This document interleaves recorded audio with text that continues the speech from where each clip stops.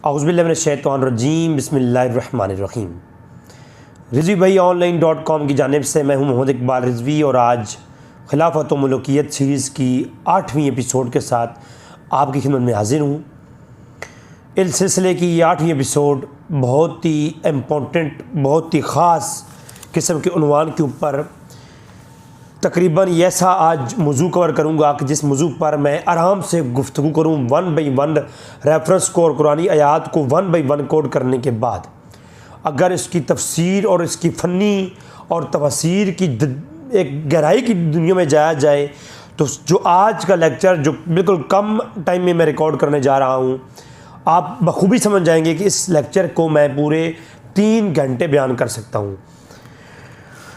आज episode number 8 के अंदर हम शिया और उलमा की किताबों की रोशनी में और तफसीर की रोशनी में कुरान की चंद एक आयात का मुताला करेंगे। पिछली एपिसोड्स के अंदर मैंने इस इल्ज़ाम के सहाबा किराम मुनाफिक हो गए थे, मैंने कुरान की आयात करीमा आपकी बरगाह में पेश की थी जिसमें अल्लाह ने फरमाया कि जो वो सहाबा जो साबिकून अल-अव्वलून और अंसार और मुहाजिरीन हैं, वो जितने भी सहाबा हैं, कुल सहाबा वो सारे के सारे जन्नती हैं और वअदल्लाहुल हुस्ना, और अल्लाह ने उनके साथ वादा किया हुआ है और अल्लाह तबारक तआला उनसे खुश है, राज़ी है और उनके लिए जन्नत तैयार कर रखी है। वो पहले मुहाजिरीन, अंसारा और साबिकून अव्वलून जितने भी सहाबा हैं, वो जितने भी कुल सहाबा की अमूम के साथ कुरान ने वाज़ेह तौर पर बिशारत सुना दी कि वो सारे के सारे जन्नती हैं। और उन सहाबा में मेरा चैलेंज मैंने किया था कि कोई एक शख्स भी ऐसा नहीं है कि जो इस्लाम लाने के बाद फिर गया हो, वो चाहे हुज़ूर की ज़हरी हयात हो या बाद में। अगर कोई इस चीज़ का कायल है तो समझें कि वो तो कुरान की तकज़ीब का कायल है। कुरान ने जो कहा था वो वक़्त झूठ है। और बल्कि जब कुरान ने सूरत तौबा के अंदर आयत नंबर 100 या 101 के अंदर और दीगर मकामात के अंदर कुरान ने जब वजाहत की थी इस मसले की, तो कुरान ने यह भी कहा कि मरने के बाद वो सहाबा जो कि साबिकून अल-अव्वलून हैं और मुहाजिरीन हैं, वो जन्नत के अंदर दाखिल होंगे। और बुखारी मुस्लिम की रवायात भी है। मैं क्योंकि सुन्नी किताबों को मैंने टच नहीं किया, सुन्नियों की तरफ हम आएंगे जब बनु उमय्या के ऊपर बात होगी तो अहले सुन्नत के बारे में हम गुफ्तगू उन किताबों से करेंगे, क्योंकि चंद एक ऐसी चीज़ें हैं जो हमने बयान करनी है और अहले सुन्नत उनके ऊपर ववाला करेंगे, शोर करेंगे। तो वो सूरह अंबिया की आयत नंबर 101, सूरह तौबा की आयत नंबर 100 और सूरह अंबिया की इसकी तफसीर बैज़ावी की रोशनी में और तफसीर तबरसी की मौजू पर मैंने बयान कर दिया था कि वो ईमान लाने वाले जो पहले सहाबा हैं वो कुल सहाबा जन्नती हैं। शिया उलमा की तफसीर तबरसी, मजमुअतुल बयान, तफसीर बैज़ावी अहले सुन्नत के यहाँ और तफसीर नमूना शिया के यहाँ, उन किताबों के अंदर कुल का कौल है। कुल सहाबा वो जो भी मुहाजिर थे वो सब जन्नती हैं, उनमें से कोई एक भी नहीं फिरा। बल्कि मौला अली का कौल है सूरह अंबिया की आयत नंबर 101 के तहत तफसीर बैज़ावी के अंदर, बाज़ किताबों के अंदर आया है, मैं सिर्फ फ़कत यहाँ से कोट कर रहा हूँ कि मौला अली से किसी ने सवाल किया कि वो सबकत ले जाने वाले और दोज़ख से बच जाने वाले सहाबा और जन्नत की ज़मानत सुनाई जाने वाले सहाबा सूरत अंबिया के अंदर आयत नंबर 101 में जिनका जिक्र है वो कौन है? मौला अली ने कहा कि आना मिन्हु व अबू बकर व उमर व उस्मान व तल्हा व ज़ुबैर व साद व अब्दुर्रहमान इब्न औफ, और नाम गिन दिए सबके। तो वो जो सबकत ले जाने वाले मुहाजिरीन हैं उनमें कौन कौन है? कोई और हो ना हो, अबू बकर, उमर, उस्मान, अली तो है ही हैं। और फिर इसी में जो है साबिकून के अंदर, इसी तफसीर तबरसी के अंदर साबिकून अल-अव्वलून के तहत उन्होंने कहा कि वो जन्नत का सर्टिफिकेट लेने वाले वो सब हैं।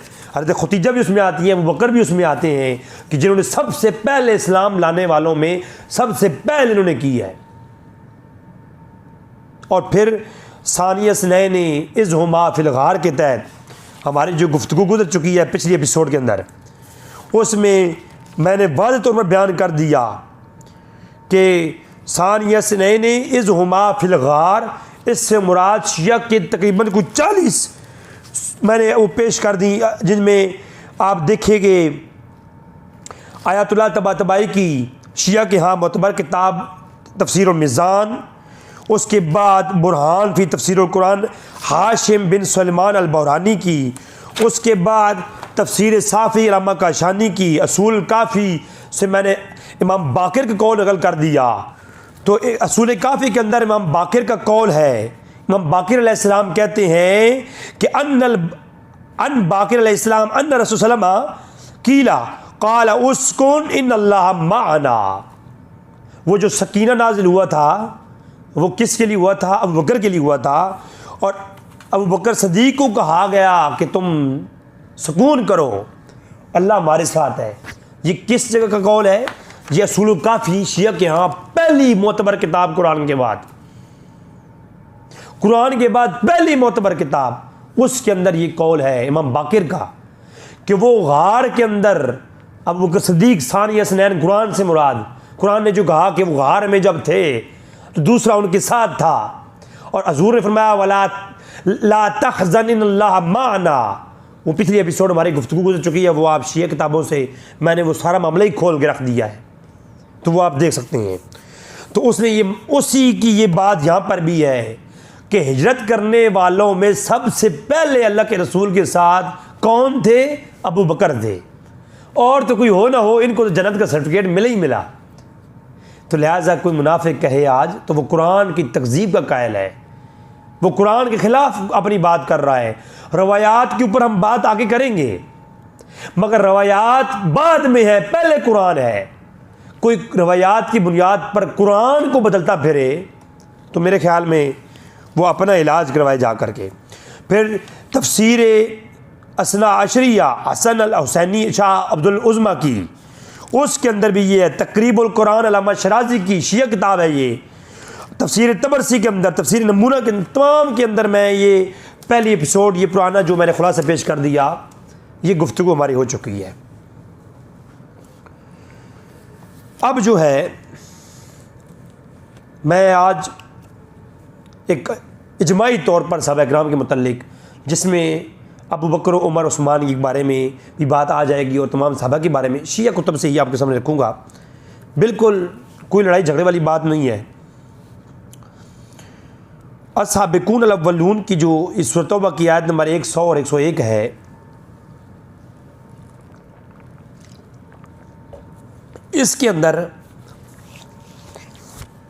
और दीगर मकामात पर यह रवायत आती है जो मैंने पहले पढ़ के सुनाई है। तफसीर बैज़ावी के अंदर मौला अली से जब पूछा गया कि उस साबिकून अल-अव्वलून कौन है, तो कहा कि आना मिन्हु व अबू बकर व उमर व उस्मान।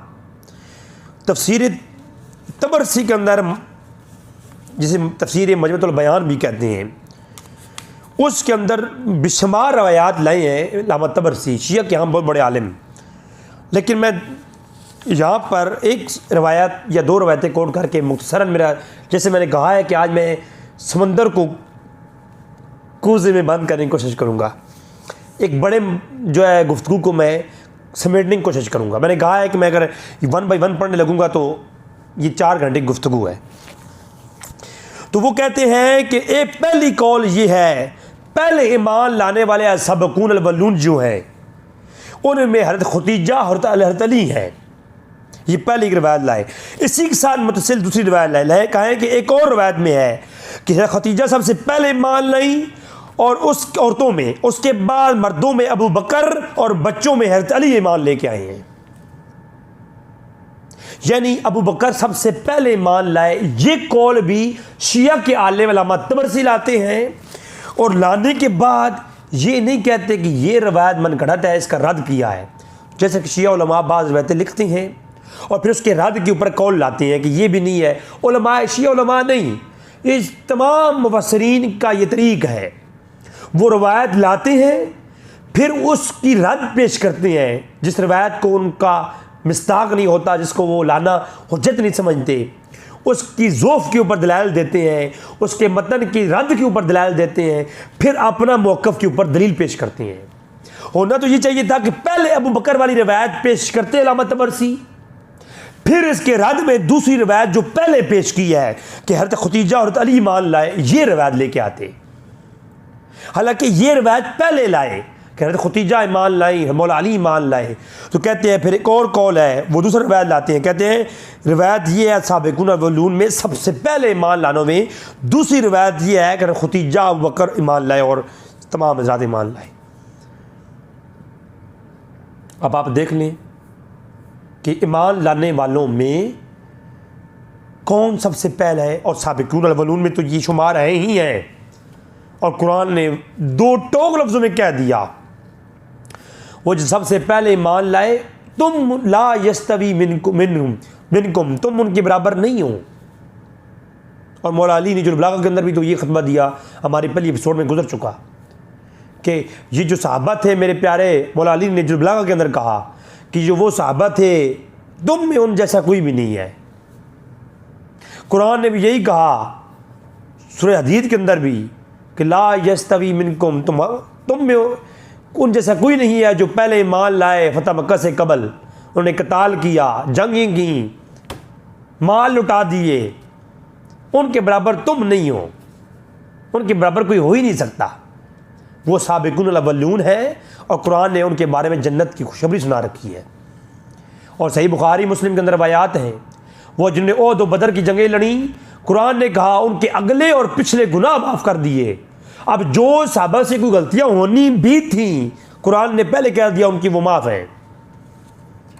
अब प्रोटोकॉल है उनके लिए भाई। अब आप और मैं कौन होते हैं कि पैमाने लेकर खड़े हो जाएं, ये मुनाफिक है और ये मोमिन है। उसके बाद तफसीर नमूना के अंदर मकारम साहब ये कहते हैं कि जिस आयत साबिक़ून अव्वलून के तहत, कहते हैं कोई आजकल लंबा चौड़ा दौर नहीं है यार कि मैं अब सारे जो है वो हवाला जात पढ़ता ही रहूँ, इशारा करता जा रहा हूँ। आप लोग नेट का दौर है, हो सकता है मैं झूठ बोल जाऊँ, हैं थोड़ा मेहरबानी करके तहकीक कर लो यार, ज़रा तफसीर नमूना को डाउनलोड करो नेट से, और ये जो आयत है साबिक़ून अव्वलून वाली, इसको निकाल के तफसीर पढ़ लो, 5 मिनट भी नहीं लगेंगे यार। आजकल तो वो दौर नहीं रहा कि मकतबे जाएंगे, किताबें लेंगे और पढ़ते हो ये वो आयत वो ढूंढते हो ये टाइम लगेगा, नहीं, जदीद दौर है यार, खुद तहकीक करो। अच्छा, तफसीर नमूना में है कि जी इससे मुराद जमी हजूर के सहाबा और तमाम के तमाम सहाबा हैं जो अव्वलून और साबिक़ून सबसे अव्वल ईमान लाने वाले। और कहा, किसी ने पूछा कि सारे सहाबा जन्नती हैं और बाज़ गुनाहगार भी तो थे। मकारम शादी शिया के आलिम में से सवाल किया गया कि जनाब उनमें तो बाज़ गुनाहगार भी थे, सारे सहाबा जन्नती कैसे? ये तो कुरान की आयत में है तो सारे जन्नती, तो बाज़ गुनाहगार भी थे।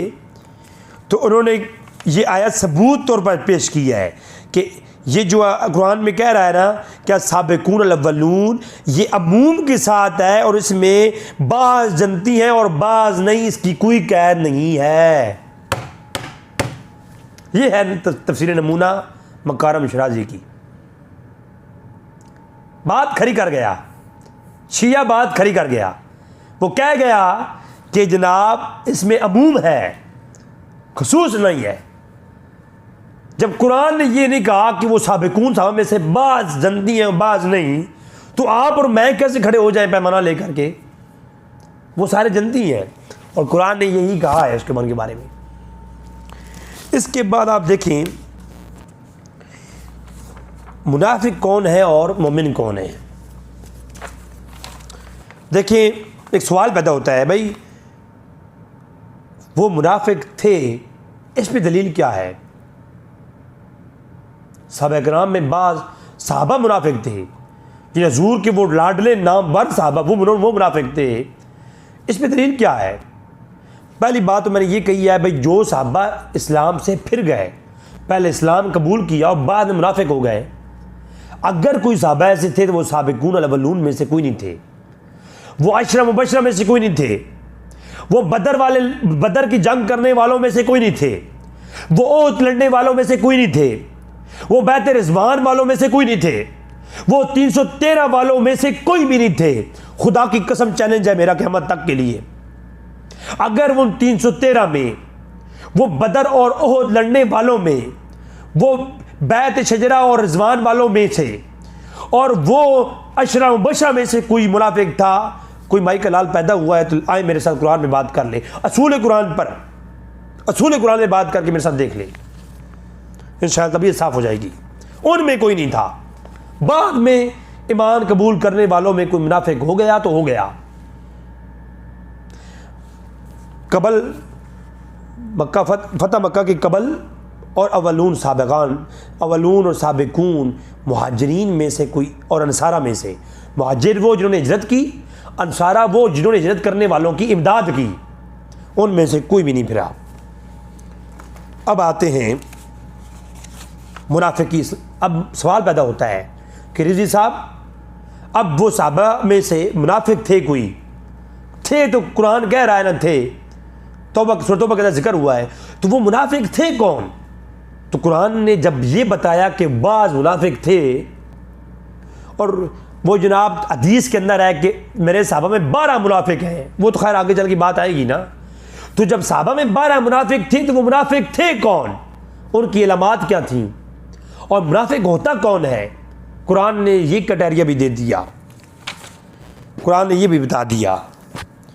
मेरे सामने है तफसीर मीज़ान, तफसीर और मीज़ान अलामत तबातबाई की, शिया आलिम है, और मैं कहता हूँ अलामत तबातबाई ने ना शिया के यहाँ हक़ अदा किया है तफसीर करने का।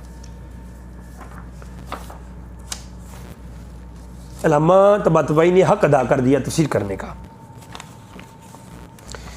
वो कहते हैं मुनाफिक की पहचान क्या है। वो सूरह तौबा की आयत नंबर 83 सबसे पहले इस पे कलाम करते हुए कहते हैं कि मुनाफिक वो लोग हैं जो बहाने बनाकर जहाद से रुक जाते हैं। कुरान ने मुनाफिकीन की अलामात को बयान किया, अलामत तबातबाई उन पे कलाम करते हैं। कोई सुन्नी नहीं, सुन्नियों को साइड पे कर दें, सुन्नियों की किताबों को साइड पे कर दें, सुन्नी तफसीर को साइड पे कर दें। हम बात कर रहे हैं शिया से मुखातिब हूँ, शिया किताबों से मुखातिब हूँ, और अल्लाह की किताब कुरान से मुखातिब हूँ। हदीसों की किताबों को भी साइड पे कर दें। अभी तक मैंने किसी सुन्नी किताबों को हाथ नहीं लगाया, ना मैंने उससे कोई बातों को दलाल दी है। कहीं ताइदन कोई मैं पेश कर देता हूँ तो कर देता हूँ, वरना हुज्जत के तौर पर मैंने अभी तक कुरान और शिया के उलमा की किताबों के अलावा हट के मैंने अभी तक पूरी 8 एपिसोड में मैंने बात नहीं की है। अलामत तबातबाई वो सूरह तौबा की आयत नंबर 83 में ये इसके तहत कहते हैं कि जी कुरान कहता है कि मुनाफिक वो लोग हैं जो बहाने बनाते हैं और जिहाद से पीछे रह जाती हैं। जिहाद पहली अलामत है मुसलमान और मुनाफिक के माबैन नुक्ता इम्तियाज़ की। मुनाफिक की पहली दलील ये है, कुरान कह रहा है अलामत तबातबाई के कहने के मुताबिक, कि मुनाफिक वो लोग होते हैं जो बहाने बनाते हैं और जिहाद में शिरकत नहीं करते। मेरा चैलेंज है अपने भाई शिया से, हर शियान भाई के साथ के लिए मेरा चैलेंज है कि रिजवी भाई को, मैं भी रिजवी हूं, मुझे ये बात बता दें कि जनाब अलामत तबातबाई इसकी तफसीर कर रहे हैं और कुरान की सूरह तौबा की आयत नंबर 83 है कि मुनाफिक की पहली अलामत ये है वो जिहाद से पीछे रह जाता है। मुझे एक ग़ज़वा बता दें जिसमें अबू बकर उमर ने बहाना बनाकर, यह सहाबा किराम जो 313 हैं, जो साबिकून अल-अव्वलून हैं, जो अशरा मुबशरा हैं, जो जंगे ओहद और बदर लड़ने वाले साहबा हैं, उनमें से कोई एक साहबा निकाल के लेके आए जिस साहबी ने बहाना बनाया हो और किसी एक जंग से पीछे रह गया हो। ख़ुसूसन अबू बकर उमर में से कोई एक जंग बता दें, और तो उस्मान के बारे में बता दें, एक जंग से वो पीछे रह गए हों। अब यहाँ पर रिजवी साहब उस्मान गनी तो एक जंग में नहीं गए थे। हाँ जी, मौला अली भी एक जंग में नहीं गए थे। हाँ जी, 2 मौके हैं, 2 मौके जहाँ पर एक मौके पर उस्मान गनी नहीं गए जंग पर और एक मौके पर मौला अली नहीं गए। पहला मौका हज़रत उस्मान गनी एक मौके पर हजूर ने फरमाया कि साहबजादियाँ सख्त बीमार हैं, तो आप इनकी देखभाल के लिए पीछे रुकें, और उस्मान गनी पीछे रुके। और दूसरे मौला अली ग़ज़वा तबूक के मौका पर मौला अली की ड्यूटी लगाई हजूर ने कि हम जो है मदीना और पीछे औरतें अकेली छोड़ के जा रहे हैं, सारे जिहाद पे जाएंगे, तो पीछे बस्ती का ख्याल करने वाला है कोई नहीं, तुम्हारी ड्यूटी ये है कि तुमने पीछे रहना है। हजूर के हुक्म, फिर कुरान नाजिल हुआ, वो आज मेरी गुफ्तगू नहीं है, कुरान नाजिल हुआ। वो लोग जो जिहाद पर हजूर के हुक्म से रुके, उनके बारे में कुरान नाजिल हुआ कि उनको अजर जिहाद जितना ही मिलेगा। तो इन सहाबा इकराम में से कोई एक जंग में से भी कोई एक साहबी ने भी बहाना नहीं बनाया, पीछे नहीं रहे, और वहां जा करके कोई बुज़दिली भी नहीं दिखाई। क्योंकि मुनाफिकीन की पहली अलामत क्या है? वो बहाने बनाते हैं, वो जंग और जिहाद में आगे बढ़ते नहीं हैं। ये कुरान ने कहा, सूरह तौबा की आयत 83 और सूरह अलामत तबाई ने इसके तहत ये कौल लिखी है। दूसरी अलामत मुनाफिक की कि वो सूरह तौबा आयत नंबर 86 कि वो जब उनको जिहाद का कहा जाता है, वो जिहाद से भी रुकते हैं और वो माल खर्च करने में कंजूस हैं। वो अपना माल खर्च नहीं करते, सदकात नहीं देते। तो सूरह तौबा की आयत नंबर 86 में दूसरी जो निशानी है वो ये है कि जो मुनाफिक है वो अपना माल इस्लाम के लिए पेश नहीं करता।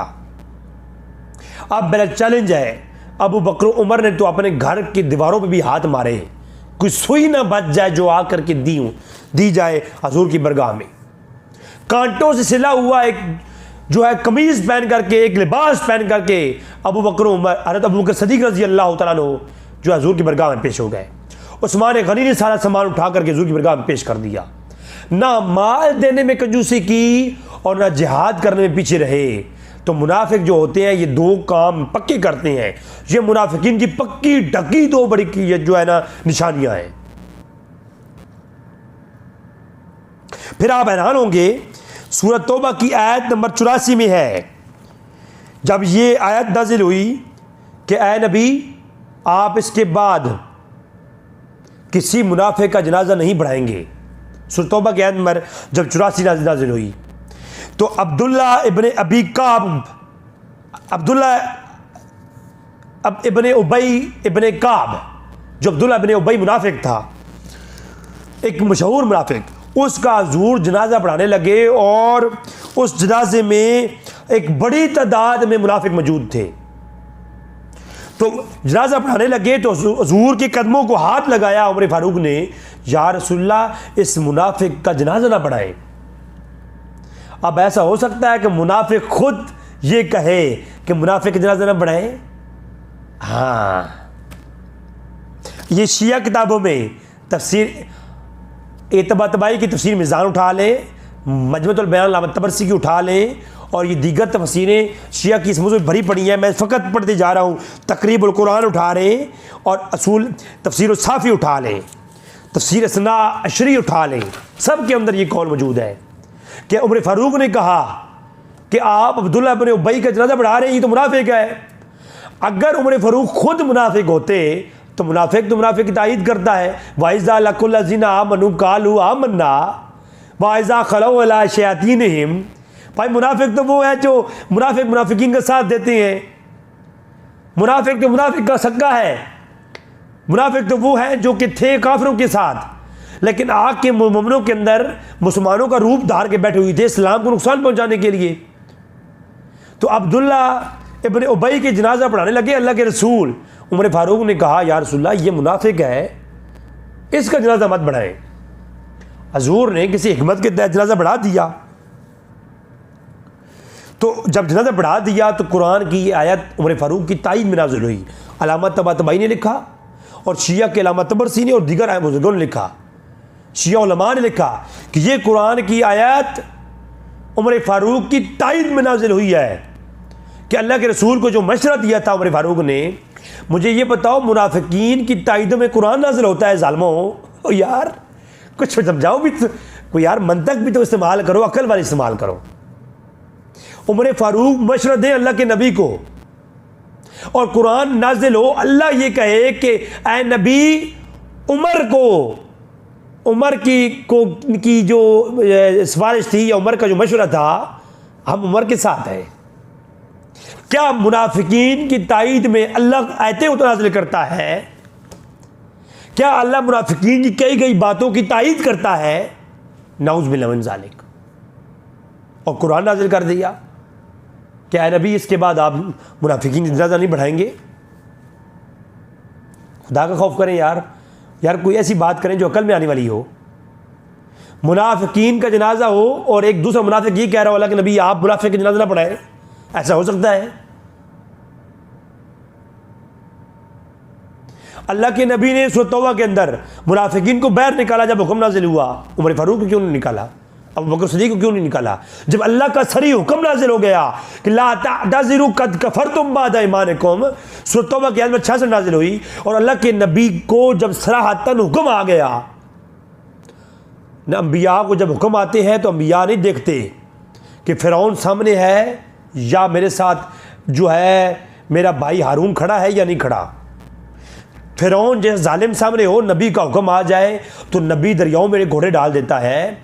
तो अगर मोहम्मद अरबी सल्लल्लाहु अलैहि वसल्लम को हुक्म नाजिल हो गया कि मुनाफिकों को निकालिए, और मुनाफिकों को हजूर निकालें और उमर फारूक को ना निकालें, और मुनाफिक भी मुंह छुपा छुपा के भाग रहे हों कि कहीं हमें उमर ना देख ले।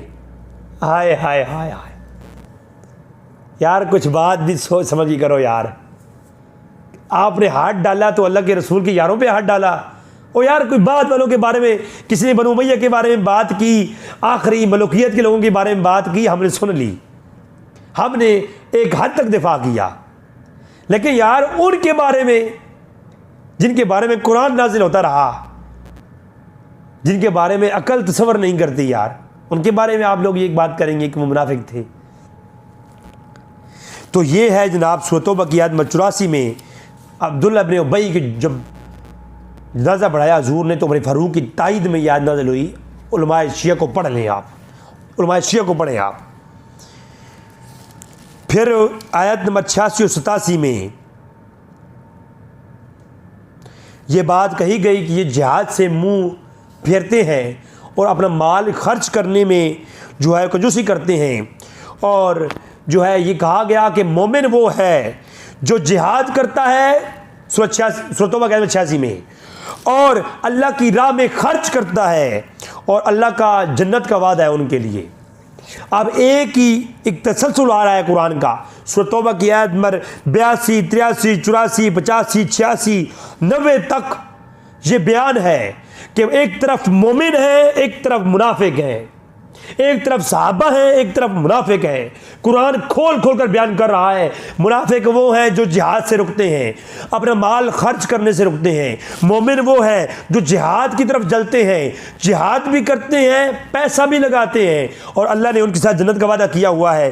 फिर कुरान ने अगली बात की, सूरह आयत नंबर 86 में ये कहा कि वो मोमिन वो है जिनके लिए अल्लाह ने जन्नत बना रखी है और वो जिहाद भी करते हैं और माल खर्च करते हैं। मुनाफिक वो है जो जिहाद से फिरते हैं। और आयत नंबर 87 में कुरान ने कहा कि मुनाफिक वो हैं जो जिहाद भी नहीं करते और माल भी खर्च नहीं करते। अल्लाह ने उनके दिल पर मुनाफिकत की मोहर लगा रखी है। एक तरफ मुनाफिक, एक तरफ मोमिन। उस वक़्त हजूर के सामने जब कुरान नाज़िल हो रहा था, उस वक़्त हजूर के सामने जो मुनाफिक थे उनमें दो ही किस्म के लोग थे कलमा पढ़ने वाले, एक सहाबा, एक मुनाफिक। जहां कुरान ने कहा या अय्युहल्लज़ीना आमनू, ऐ ईमान वालो, वहां उससे मुराद सहाबा किराम है। जहां ये कहा गया मुनाफिकून, उससे मुराद मुनाफिक है। या दो ही काम थे, या सहाबा या मुनाफिक। अब यहां कुरान कह रहा है सहाबा वो है जो जिहाद करते हैं, माल खर्च करते हैं। मुनाफिक वो है जो इन दोनों काम नहीं करते और उनकी दिलों पर मोहर है। और आयत नंबर 88 में भी ये कहा, और जो जिहाद करते हैं, अल्लाह के रसूल के साथ रहते हैं, उनके बारे में वादा है उनकी फिर तारीफ़ की कि वो सहाबा किराम जिहाद करने वाले हैं। फिर सूरह तौबा की आयत नंबर 90 में कहा कि जो इर्दा गिर्द देहाती हैं वो मुनाफिक है। और ये इर्दा गिर्द के जो देहाती हैं वो मुनाफिक हैं। जब आप उन्हें जिहाद का कहते हैं तो वो जिहाद से रुक जाते हैं, और फिर जब आप वापस आ जाते हैं तो आपके पीछे आके माजरत करते हैं, माजरत। ये वो मुनाफिकीन की अलामत है। मुनाफिक जिहाद में जाता नहीं है, माल नहीं खर्च करता, फिर अल्लाह के रसूल की बरगाह में आके कहता है या रसूलल्लाह हमारा तो बच्चा बीमार था, या रसूलल्लाह हमारी बीवी बीमार थी, या रसूलल्लाह ये उज़र था इसलिए हम जिहाद पे नहीं जा सके, या रसूलल्लाह मेरे तो यहाँ पे दर्द था, या रसूलल्लाह मेरे लिए ये मुश्किल थी, मेरी सांस की तकलीफ़ थी। बात समझा रही है ना। जो मुनाफिक थे वो हट्टे कट्टे नौजवान हो के अब्दुल्ला बिन उबई जैसे लोग, वो जिहाद में जाने से रुकते थे। अगर चले भी जाते थे तो वहां जाके जो जिहाद करने वाले हैं उनको बदजन करते थे, और जो हक वाले थे उनकी उम्रें 60 साल की भी थी, फिर भी तलवार निकालते थे, कहते या रसूलल्लाह मेरे माँ बाप पे कुर्बान हो, हम हाजिर हैं। तो ये बात है। फिर इसी इन्हीं आयात कीमत के ऊपर बात करने के बाद अल-मीज़ान के अंदर अल्लामा तबातबाई कहते हैं कि ये थे मुनाफिक और ये थे असहाब जिनके दरमियान में तफरीक कुरान ने बयान की है। अब आप खुद इस पैमाने के ऊपर नाप तोल लें कि वो कौन कौन से लोग थे जो सहाबी थे और कौन कौन से मुनाफिक थे।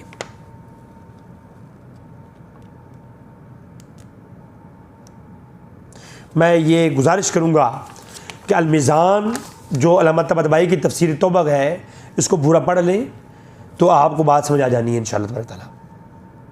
अब सूरह अनाम की आयत नंबर 122 के अंदर अल्लामा तबातबाई ही कहते हैं कि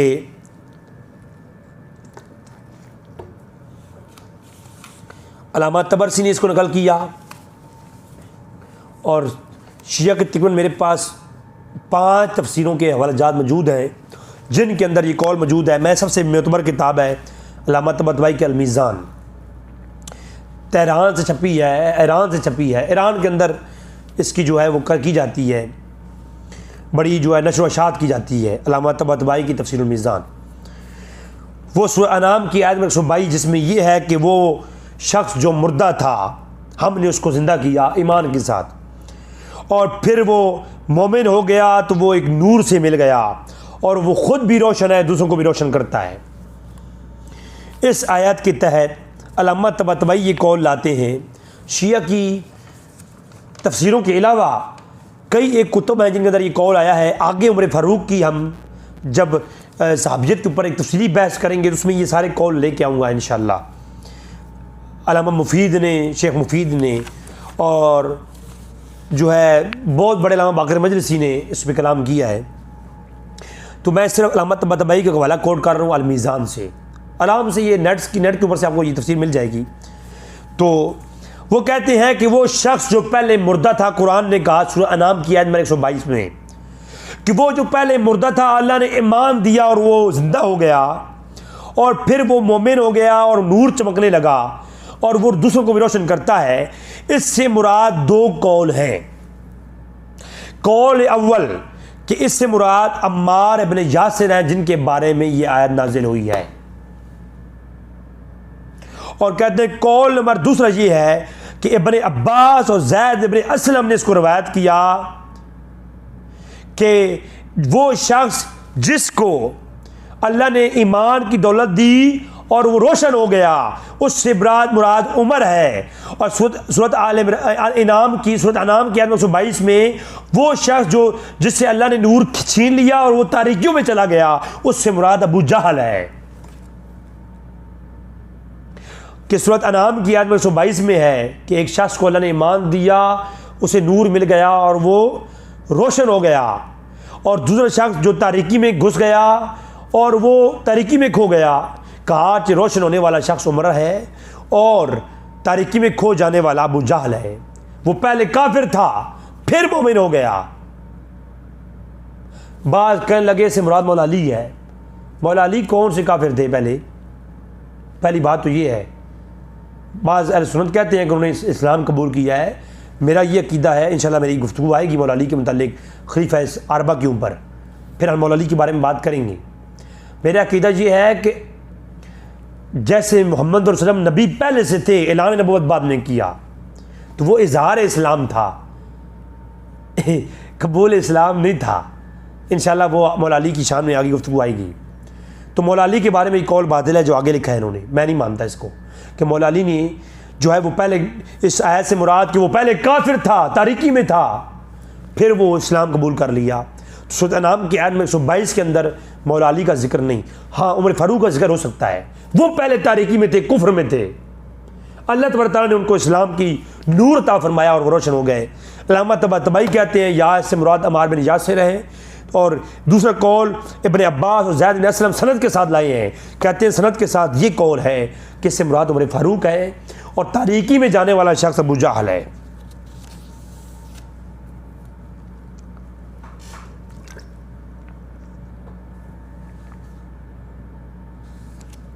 अब अल्लामा तबातबाई ये दो कौल लाने के बाद, दोनों कौल लिखने के बाद, जो पहला कौल अम्मार इब्न यासिर वाला है उस पर कोई लंबा चौड़ा कलाम नहीं करते।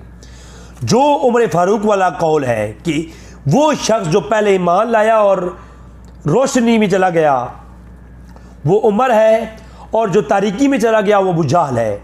इस आयत में 122 जिसके ईमान की गवाही कुरान दे रहा है, इस कौल जो इब्न अब्बास और ज़ैद बिन असलम का कौल है, इस कौल के ऊपर अल्लामा तबातबाई कहते हैं कि अन्ना यकूलू, कहते हैं कि मैं ये कहता हूँ, इस कौल से मुराद जमात सहाबा की कबार की इस कौल से मुराद एक कबायर जमात ने कौल नकल किया है और ताबीन की जमात ने कौल नकल किया है, और अबू जाफ़र अल मदनी ने, अल फदल ने, अल हसन ने, सब ने ये कहा है।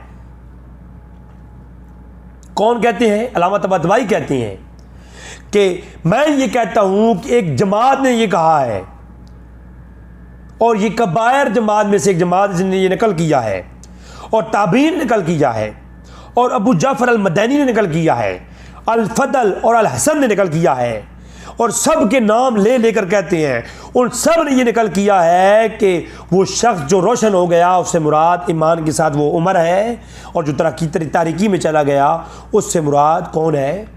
अबू जहल है। तो ये कौल उमर फारूक के मुतल्लिक।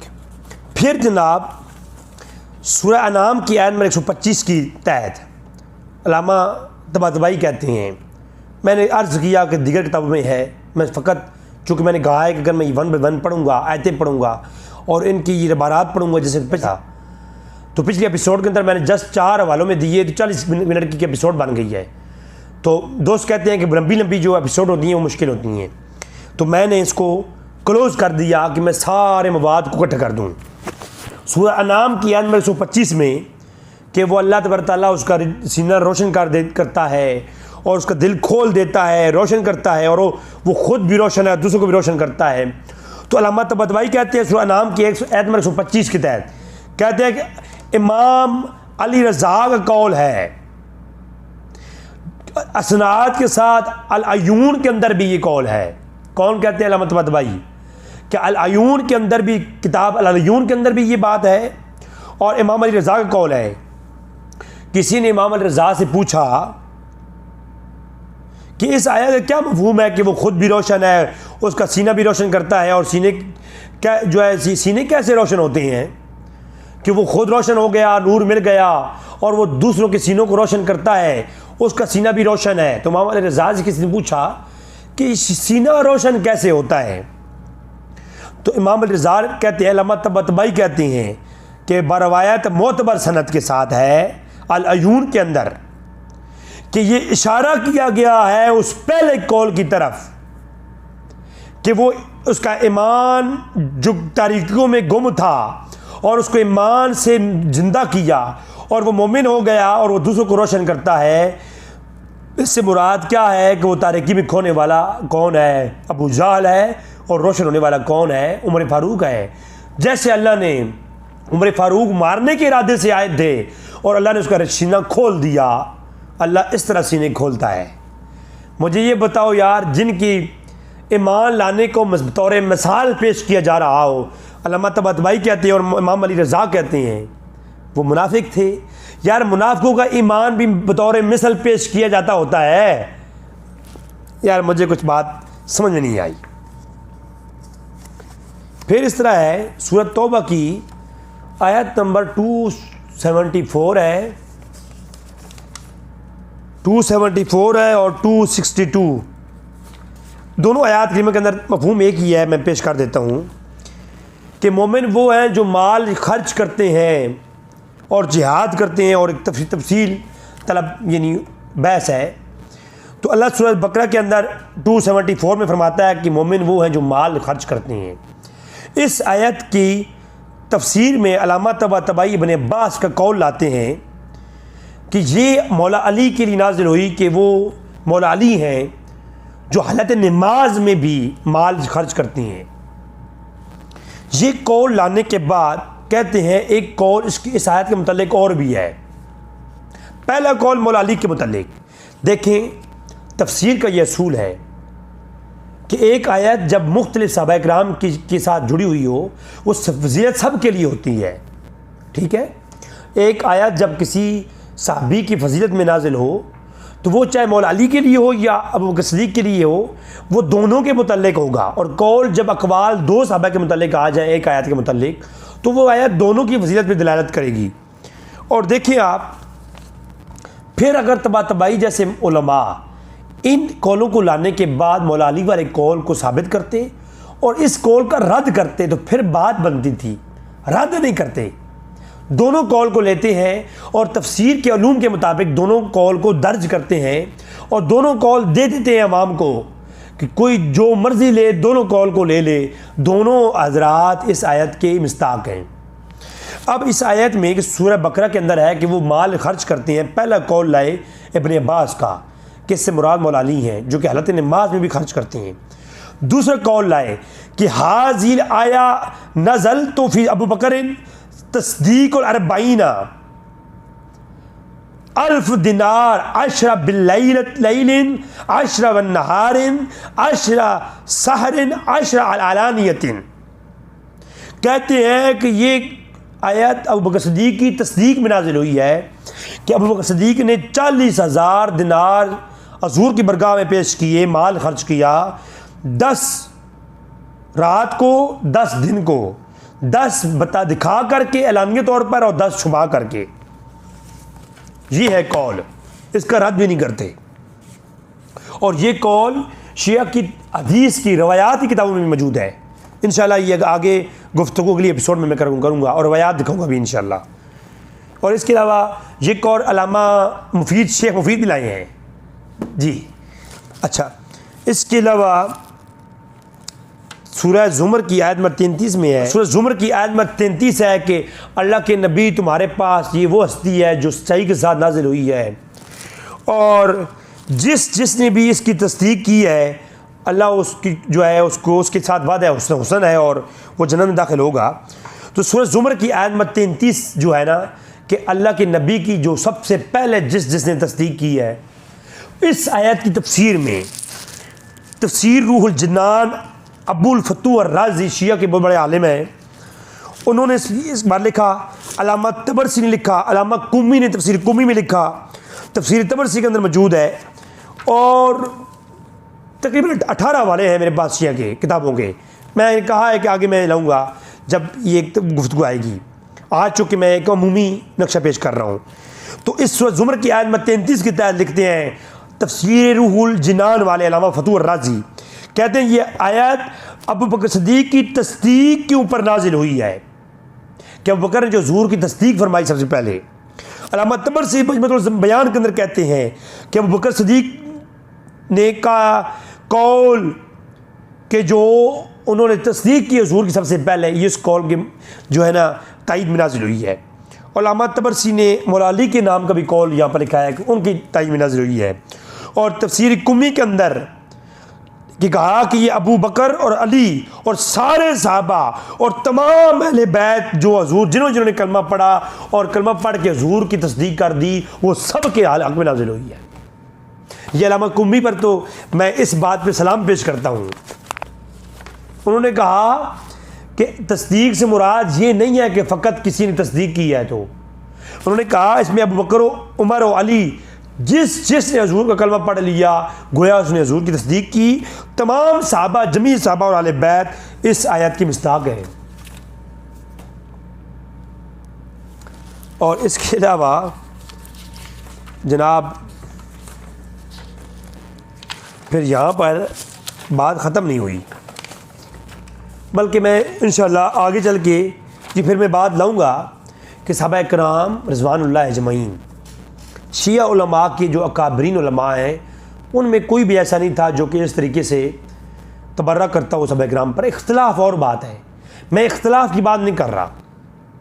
इख्तिलाफ सहाबा को सहाबा से था, सहाबा को सहाबा से इख्तिलाफ। मैंने यहाँ पर नहीं कहा कि उमर फ़ारूक ने हजूर से कह दिया या रसूलल्लाह आप जनाज़ा ना पढ़ाएं।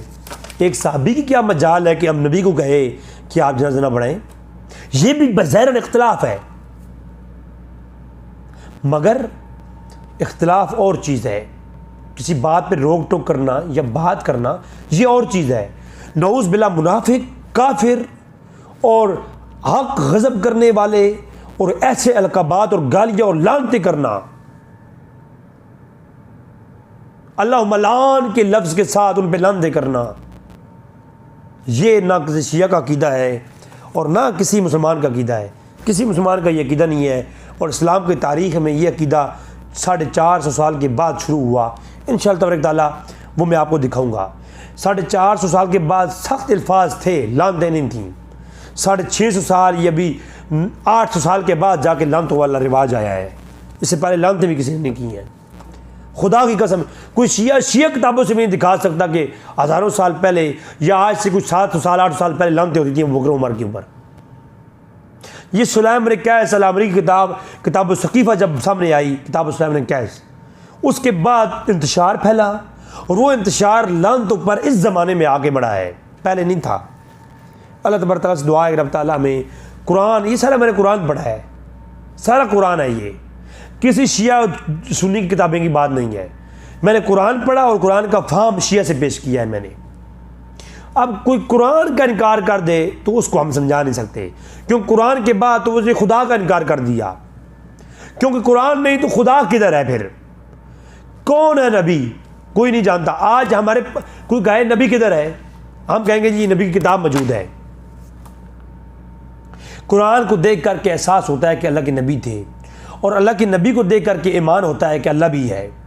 वरना ना कुरान को नाज़िल होते किसी ने देखा, ना जबरील को पढ़ते किसी ने देखा, ना किसी ने खुदा को देखा। पहले 1,24,000 पैगंबर किसी ने नहीं देखे। खुदा की कसम पहले कुरान और किताबें आसमानी नाज़िल होते किसी ने नहीं देखी। ना किसी ने कुरान को देखा, ना हदीस को देखा, ना फरिश्तों किसी ने देखा, ना जन्नत और जहन्नम को किसी ने देखा, ना किसी ने भी। बस रसूल ने कह दिया खुदा है तो मान लिया खुदा है। उन्होंने कह दिया ये कुरान है तो मान लिया कुरान है। उन्होंने कह दिया कि ऐसा होगा तो हमने मान लिया ऐसा ही होगा।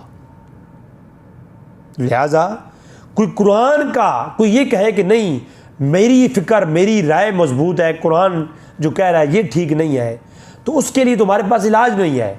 ये उसके लिए है जो कुरान को फॉलोवर है, जो जाकिरों मुल्लाओं और इन हज़रात मुतासबिरीन के तरीके लोगों के साथ बैठ उठ के और लानते और तासुब पर मबनी मजलिस से सुनने वाले जो हज़रात हैं, जिनका कुरान से कोई लेन देन नहीं। जिस तरह नुसरत फ़तेह अली ख़ान किसी महफ़ल में महफ़ल गर्म करके जाता है और लोग वाह वाह करते हैं, जो ज़ाकिरों की वाह वाह करने के ऊपर रज़ामंद हैं, उनका क्या ताल्लुक़ कुरान से और रवायात से और आले बैत से और सहाबा से? उनका क्या ताल्लुक़? वो तो ज़ाकिर के मानने वाले हैं। वो थोड़े कुरान और हदीस और आले बैत और सहाबा के मानने वाले हैं। जो कुरान आले बैत और रवायात और सहाबा किराम का मानने वाला होगा वो कुरान की बात मानेगा। जो अपनी नफ्स की पैरवी करके अपने अकीदों को कुरान पर हावी करेगा उसका कोई इलाज नहीं है। आप उसको 1000 दलाइल दें, आप उसको एक कोई ये भी कह दें कि कोई फरिश्ता नाजिल हुआ है वही लेकर अल्लाह का पैगाम है तुम्हारे लिए, वो कहेगा भाई अल्लाह का पैगाम मैंने नहीं लेना, मेरे जो अपनी बात है राय है वो सबसे बड़ी हुज्जत है। वमा अलैना इल्लल बलागुल मुबीन।